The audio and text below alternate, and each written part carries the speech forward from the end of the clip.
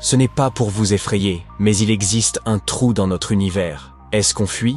Il est plus vaste que tout ce que nous avons jamais observé. L'esprit humain ne peut même pas concevoir quelque chose d'aussi immense. Le mien, en tout cas, en est bien incapable. S'agit-il d'un trou noir en expansion? Notre système solaire risque-t-il d'être aspiré par ce gigantesque vide? Est-ce que j'exagère? Tentons d'y voir plus clair. L'univers n'est pas uniformément rempli de matière. D'immenses vides représentent environ 80% de son volume. Notre propre Voie lactée se trouve même à l'intérieur de l'un d'eux, connu sous le nom de vide KBC. Mais l'une de ces cavités se distingue particulièrement. Il s'agit du vide du Bouvier, souvent surnommé le Grand Vide. C'est une immense bulle d'espace, presque totalement vide, située loin dans la constellation du même nom. Sa taille phénoménale rend cette formation quasi inimaginable. Le vide du Bouvier s'étend sur 330 millions d'années-lumière. À titre de comparaison, notre système solaire mesure à peine plus de 3 années-lumière de largeur. Pourtant, le vide du Bouvier contient très peu de galaxies. Comparé au reste de l'univers, il est pratiquement vide, ce qui en fait l'une des plus grandes cavités connues et l'un des espaces les plus dénués de matière jamais découverts. Si notre galaxie se trouvait à l'intérieur de ce vide, nous n'aurions aperçu aucune autre galaxie pendant une grande partie de l'histoire. Jusqu'aux années 1960, nos télescopes n'étaient tout simplement pas assez puissants pour les détecter, tant elles étaient lointaines et diffuses. Ce n'est qu'à cette époque, grâce à l'amélioration des instruments, que nous avons pu enfin observer des galaxies extrêmement éloignées et peu lumineuses. Si nous avions vécu à l'intérieur de ce vide, ce serait alors seulement que nous aurions compris l'existence d'autres galaxies. Mais tentons de résoudre une question cruciale. Comment de tels vides gigantesques se forment-ils? Après le Big Bang, toute la matière de l'univers a commencé à se disperser, mais pas de manière parfaitement homogène. De minuscules différences aléatoires, appelées fluctuations quantiques, faisaient que certaines régions contenaient un peu plus de matière que d'autres. Les zones plus denses exerçaient une gravité plus forte et attiraient encore davantage de matière. Progressivement, d'autres régions se sont retrouvées presque vides. C'est ainsi que les galaxies se sont regroupées et que d'immenses trous ont vu le jour entre elles. Au fil du temps, les galaxies ont également exercé une attraction mutuelle, se reliant en structures longues et filiformes appelées filaments. Ces derniers se sont assemblés pour former une immense toile à l'échelle de l'univers. Les galaxies se sont concentrées le long de ces fils, tandis que les vides intermédiaires sont devenus des trous, à la manière des bulles dans une mousse. Les vides plus petits ont progressivement fusionné pour en créer de plus grands, permettant ainsi la formation de régions colossales comme le vide du Bouvier. Aujourd'hui, filaments et vides constituent les plus vastes structures de l'univers, les filaments étant plus chauds et énergétiques, tandis que les vides restent froids et dépourvus de matière. Le vide du Bouvier est prodigieusement vaste. Il représente environ 0,35% du diamètre de l'univers observable. Pourtant, à l'intérieur de cet espace gigantesque, on ne dénombre qu'environ 60 galaxies, principalement disposées en une forme tubulaire traversant le centre. Une région de cette taille contiendrait normalement près de 2000 galaxies. Ce vide est également entouré d'amas massifs de galaxies, telles que la Grande Ourse, Chapelet, Hercule, la Couronne boréale et le Bouvier, ce qui rend l'absence de matière en son centre encore plus frappante. Les chercheurs ont d'abord remarqué ces vastes espaces vides et ces grands ensembles de galaxies dans les années 1970, lorsque de nouvelles technologies leur ont enfin permis de visualiser l'univers en 3 dimensions. Quant au vide du Bouvier, il fut découvert en 1981 par l'astronome américain Robert Kirshner, de l'Université du Michigan, laquelle possède également une équipe de football américain respectable. À cette époque, lui et son équipe cartographièrent l'univers en 3D en mesurant la vitesse d'éloignement des galaxies, selon une méthode appelée relevé de décalage vers le rouge. Au cours de cette étude, ils remarquèrent quelque chose d'étonnant. Une immense région de l'espace où presque rien n'apparaissait. C'était, sur la carte cosmique, un vide gigantesque. Les scientifiques écartèrent rapidement certaines hypothèses. Le vide du Bouvier n'est pas un trou noir, car il contient quelques galaxies, bien moins que prévu, mais existantes.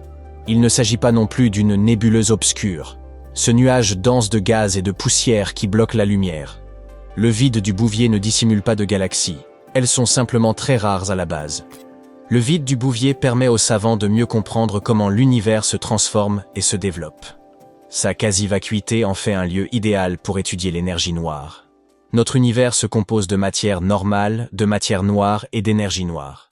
La matière normale regroupe tout ce que l'on peut observer à l'œil nu ou avec des instruments, représentant environ 5% de l'univers. La matière noire en constitue environ 27%, tandis que l'énergie noire en occupe 68%. Cette dernière est la force responsable de l'expansion de l'univers.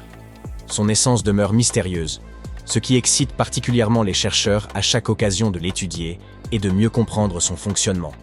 Les vides sont également précieux pour l'étude des neutrinos, de minuscules particules capables de traverser l'espace sans être arrêtées.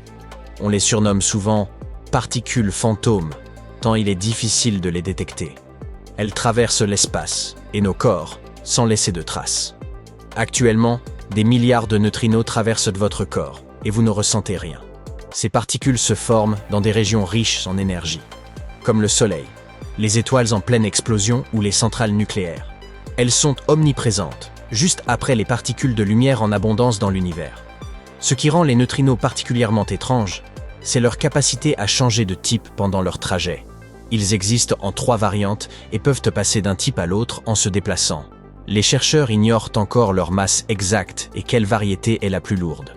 Mieux les connaître pourrait éclairer le fonctionnement de l'univers.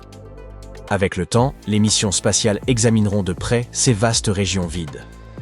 En confrontant leurs observations aux prédictions informatiques, les scientifiques espèrent mieux comprendre les neutrinos et approfondir leur connaissance du fonctionnement de l'univers. L'une de ces missions, Euclide, recueillera des données pour étudier le vide du Bouvier, ainsi que d'autres vides cosmiques comparables. La mission Euclide consiste à explorer l'univers sombre en établissant une immense carte 3D de l'espace, observant des milliards de galaxies jusqu'à 10 milliards d'années-lumière et couvrant une vaste portion du ciel. On sait que l'énergie noire accélère l'expansion de l'univers et que la matière noire favorise la formation et la cohésion des galaxies. Cependant, leur nature exacte reste inconnue. En observant l'évolution de l'univers au cours des 10 derniers milliards d'années, Euclide aide les scientifiques à comprendre le développement de l'espace, la formation des galaxies et la véritable nature de l'énergie noire, de la matière noire et de la gravité. Euclide mesure environ 5 mètres de hauteur pour 4 mètres de largeur. Il comprend 2 parties principales. L'une assure le fonctionnement de l'engin, notamment l'alimentation, les ordinateurs et la navigation, tandis que l'autre abrite le télescope et 2 caméras. L'une photographie la lumière visible, celle que nos yeux perçoivent, et l'autre observe la lumière infrarouge, permettant aux chercheurs de détecter des galaxies lointaines. Euclide a été lancé depuis la Floride sur une fusée Falcon 9 en juillet 2023 et a officiellement commencé ses observations scientifiques en février 2024. Il orbite désormais loin de la Terre, à près d'1 600 000 km, et se maintient dans un emplacement précis de l'espace où il accompagne la Terre dans sa révolution autour du Soleil. Cela stabilise sa vue et facilite l'étude de l'univers. Sa mission est prévue pour durer environ 6 ans, mais elle pourrait se prolonger si le carburant le permet. En octobre 2024, Euclide a publié la première partie de son immense carte de l'univers.